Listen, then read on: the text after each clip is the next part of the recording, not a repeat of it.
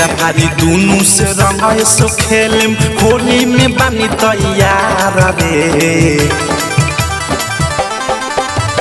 फेरा भारी दोनों से रंग सो खेलम होली में बानी तैयार रे। अरे बाला के चोपना देवरा रंगी देवरा देवरा।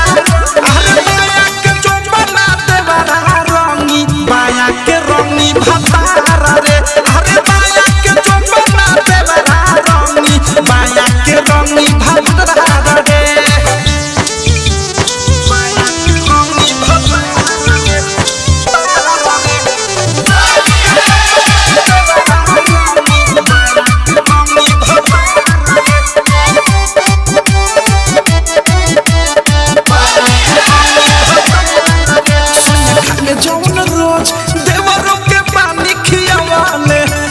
झूला चाटकार पहले से पानी सियावाले सोया खाले जौन रोज देवरों के पानी खियावाले।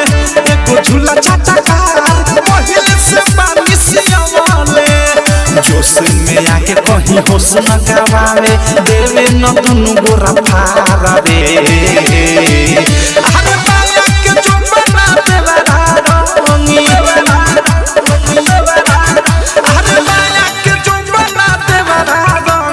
बाया के रंगी भतारा रे। अरे बाया के चोपना देवरा रंगी बाया के रंगी भतारा रे।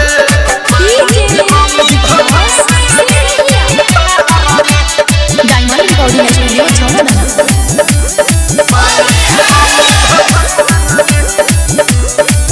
असो लागी नाही लाव के करुणा लागी उपैया सोया घरवा में रंगी है देवर रंगी बीच अंगनैया। असो लागी नाही लाव के करुणा लागी उपैया सोया घरवा में रंगी है देवर रंगी बीच अंगनैया।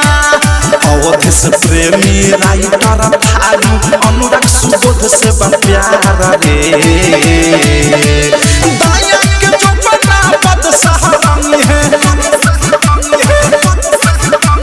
दाया के चोपना देवरा रंगी है बाया के रंगी भतारा रे। अरे बाया के चोपना देवरा रंगी बाया के रंगी भतारा रे। फेरा भारी दोनों से रंग सो खेलम होली में बानी तैयार रे। अरे बाया के चोपना देवरा रंगी